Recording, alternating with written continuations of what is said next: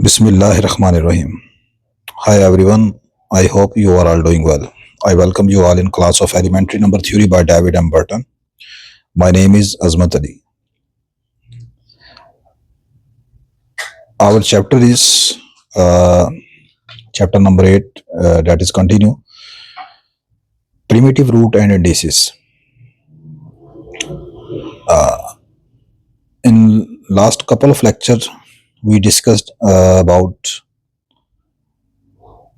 Lagrange theorem for polynomials and a related corollary to Lagrange theorem. I hope you have seen that lectures. In today's lecture, we will discuss an alternative proof of Wilson theorem, and this is very interesting theorem. In this lecture, to prove Wilson theorem, I will use Lagrange theorem for polynomials. So, firstly, we discuss what is the statement of Wilson theorem that we have to prove. The Wilson theorem says P is a prime if and only if P minus 1 factorial is congruent to minus 1 modulo P. For example, if you take P is equal to 5, you can see here P minus 1 become 4 factorial, and 4 factorial is always congruent to minus 1 modulo. What is our P? P is 5. We know two numbers A and B are congruent to each other under some modulo P, under some modulo N, if N divides their difference.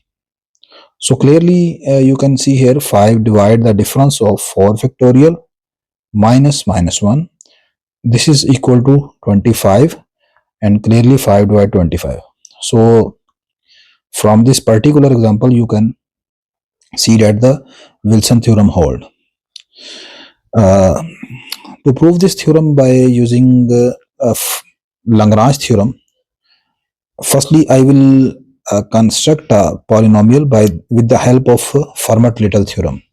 What was the Fermat-Little theorem? Fermat-Little theorem says x raised to power p minus 1 is always congruent to 1 modulo p, where where x is an integer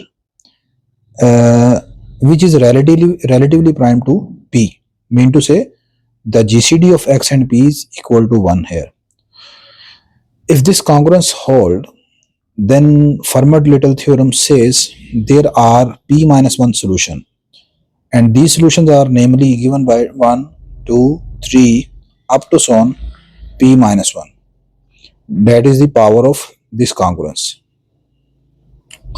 So firstly I am going to construct the polynomial by using these solutions. First solution is x equal to 1, so my first pair will be x minus 1. Second solution is x is equal to 2, so my second factor is of polynomial is x minus 2.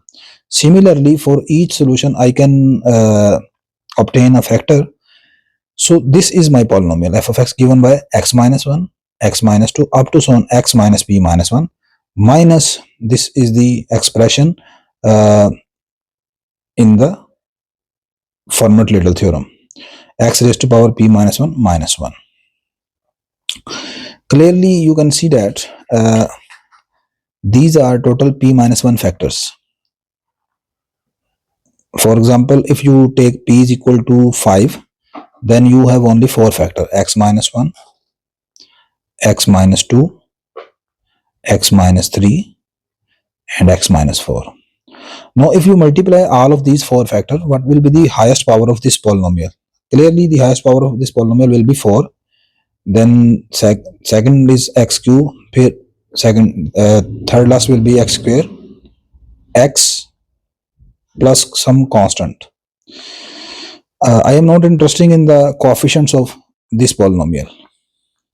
So the highest power of this product will be x raised to power p minus 1 because these are p minus 1 factors.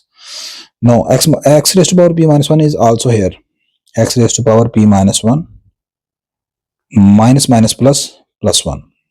So after cancellation, we can cancel out these two factors. This is minus time x raised to power p minus 1. The remaining polynomial will be of power p minus 2, because the next power of p minus 1, 2 will be p minus 2 here, with some integral coefficients. Suppose the integral coefficient after multiplying these factors is denoted by a with suffix p minus 2. Similarly, the next power is x raised to power p minus 3 with the coefficient a p minus 3 up to so on a1x plus a naught. Say this is question number 1.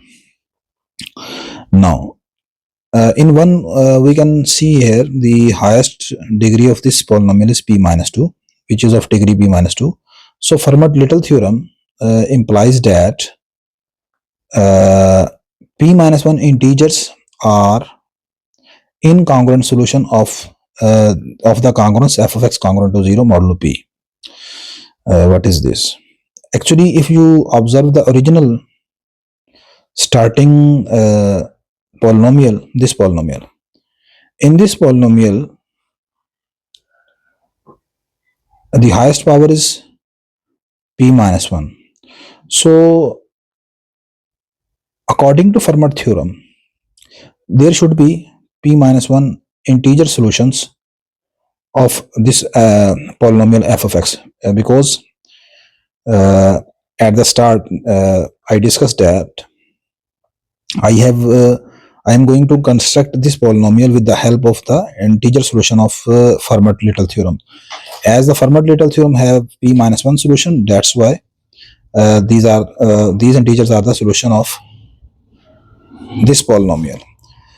By definition of solution, if one is a solution of this f of x, so on the substitution of x is equal to 1 here, this becomes 0. Clearly, when you put x is equal to 1 here, this becomes 1 minus 1, this becomes 1 minus 2, up to so on, this becomes 1 minus p minus 1. So as 1 minus 1 is 0, so this complete product becomes 0. Similarly, this factor will become also 0, because clearly x is equal to 1 is the solution of this congruence by definition of Fermat-Little theorem. Otherwise, if you put x is equal to 1 here, this becomes 1 raised to power p minus 1 minus 1. 1 raised to power p minus 1 is always 1, 1 minus 1 is 0. So this factor is also 0. Similarly, for any other value of x, like x is equal to 2, this factor now becomes 0. So when x minus 2 becomes 0, again this complete product becomes 0. Similarly, as x is equal to 2, by definition is the solution of this Fermat-Little theorem. So this expression again becomes 0. Similarly, for x is equal to 3, next factor becomes 0. So for every solution, this complete expression becomes 0. And finally, we have f of x congruent to 0 modulo p. Just for your convenience, I am writing here all of these data I have elaborated here. We can see that by Fermat theorem, or we may use last corollary, the congruence x raised to power p minus 1 congruent to 0 modulo p has p minus 1 incongruent solutions, which are 1, 2, 3 up to some p minus 1. And for these solutions, f of x, which is defined as, becomes 0, congruent to 0 modulo p. But it contradicts the Lagrange theorem, because according to Lagrange theorem, this f of x, which we have obtained after cancellation, this polynomial f of x, this f of x, which is the polynomial of degree p minus 2, has at most p minus 1 in p minus 2 incongruent solution. What was the statement of Lagrange theorem? Lagrange theorem for polynomial congruence says that if p is any prime and f of x is an integral coefficients polynomial, then the number of solution for polynomial congruence will be at most the degree of the polynomial. For example, if your polynomial is of degree n, then the number of solution will be at most n, that is less than or equal to n. So here, as here the degree of the polynomial congruence is p minus 2, So according to Lagrange theorem, this polynomial congruence has a p minus 2 incongruent solution, but this congruence is same as we defined in the start, because these two expressions are identical, not a difference here. So Fermat says there are p minus 1 solution. Lagrange says there are p minus 2 incongruent solutions. So this is the contradiction. So is there any situation where both of the theorems become satisfied? Is there any situation? Yes, there is a situation. If these coefficients becomes congruent to 0 modulo p, if these coefficients, all of these coefficients congruent to 0 modulo p, mean to say when your f of x become a zero polynomial congruence. What is zero polynomial? You know, zero polynomial is a polynomial. Zero polynomial is a polynomial whose all coefficients is equal to 0, like 0x square, 0x plus 0. This is a zero polynomial. A zero polynomial have a no specific degree. For example, 0x raised to power 8 plus 0x raised to power 5 plus 0. This is also a zero polynomial. So the degree of a zero polynomial is arbitrary, but the specific condition is that the coefficient should be equal to 0 in zero polynomial. So when you write it in form of congruence under some modulo like this, so this becomes a zero polynomial congruence.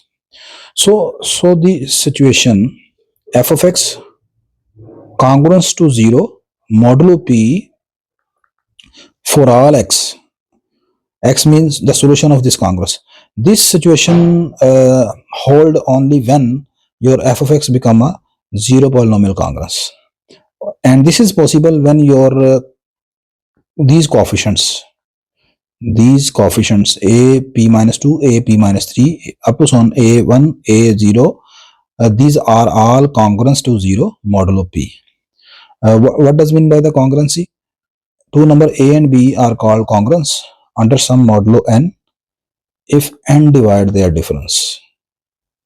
N divides their difference, mean to say a minus b is a multiple of n.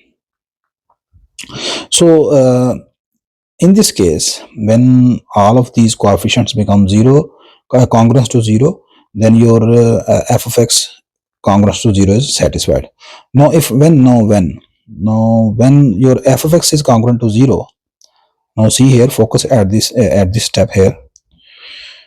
When you substitute here f of x is congruent to 0 here for all x, so it means this complete side becomes congruent to 0 under modulo p. That is like here. So this complete expression, and this complete expression is actually f of x, and your f of x is congruent to 0. It means this becomes congruent to 0. As f of x is a zero polynomial congruence, and zero polynomial congruence is always satisfied for any integral values. This is very important point. As this is my zero polynomial, you can substitute any x, like your x is 5, your f of 5 is 0. You put f of minus 5, x is equal to minus 5, again your f of minus 5 is 0. So zero polynomial congruence is satisfied for all integers. In any situation, for any integer, its value is always congruent to 0 under modulo p. So that's why I have written here, it follows that for any choice of integer x, this f of x is always congruent to 0 modulo p. So clearly it will particularly will satisfied for x is equal to 0. So if we substitute x is equal to 0 here, this becomes 0 minus 1, this becomes 0 minus 2, this up to so on 0 minus p minus 1, and this is equal to 0 raised to power p minus 1 minus 1. 0 minus 1 mean minus 1, 0 minus 2 mean minus 2, and this is minus time p minus 1, And what is this? 0 raised to power p minus 1. As p is a prime number, the smallest prime is 2. So power is 2 minus 1. This is equal to 0 raised to power 1. In any case, the negative power is not possible here. So the least power will be 0, 1 in case when your p is 2 here. So this becomes 0 raised to power 1 means 0. So this factor cannot be undefined for any prime p here. So the remaining number is minus 1. Minus 1 into minus 1, this is plus 1. Again, there are how many factors here? These are p minus 1 factors. So when you take minus 1 as a common from each factor, this becomes minus 1 raised to power p minus 1. And there, for example, if your p is 5, then we have minus 1 into minus 2 into minus 3. Last factor will be 5 minus 1. This is 4 minus 4. This is the product of these 4 integers. Can you write this product as minus 1 raised to power 4 into 1 into 2 into 3 into 4? And what is this? This is 4 factorial. Minus 1 raised to power 4. So by using the same concept here, I am writing minus 1 raised to power p minus 1 into p minus 1 factorial plus 1. This is my plus 1 here, modulo p. Now here we have two cases. If p is even mean there is only one even prime, that is p is equal to 2. The last congruence, this is congruence number 3, becomes minus 1 raised to power 2 minus 1, 2 minus 1 plus 1 congruent to 0 modulo p. Minus 1 raised to power 1, this is 1, 2 minus 1, 1, 1 factorial 1 plus 1, minus 1 plus 1, 0, 0 is congruent to 0, modulo 2 is satisfied. If p is odd, if p is odd, then p minus 1 is always even. Here we will write even. In case when your p minus 1 is even, then minus 1 raised to power some even number, this is always equal to plus 1. So now this factor, in case when your p minus 1 is even, this become plus 1, and the remaining one is same as we have to prove for the Wilson theorem. P minus 1 factorial is congruent to minus 1 modulo p. Here we will not substitute any particular value of prime p, because there is only one even prime, that is true, and all other primes are odd. So we will discuss it in general, that when p is odd, then in that case p minus 1 is congruent to minus 1 modulo p as required. And further, this is an important note for just for your elaboration. When each coefficient of f of x in 1 congruent to 0 modulo p, then f of x become a 0 polynomial congruence, that I have already discussed, and a 0 polynomial congruence hold for all integer x. So this is the alternative proof of Wilson theorem by using the Lagrange and Fermat-Little theorem. I hope you have a now clear understanding of this proof. So if you find this lecture helpful, kindly like, share. See you in the next lecture. Take care. Allah Hafiz.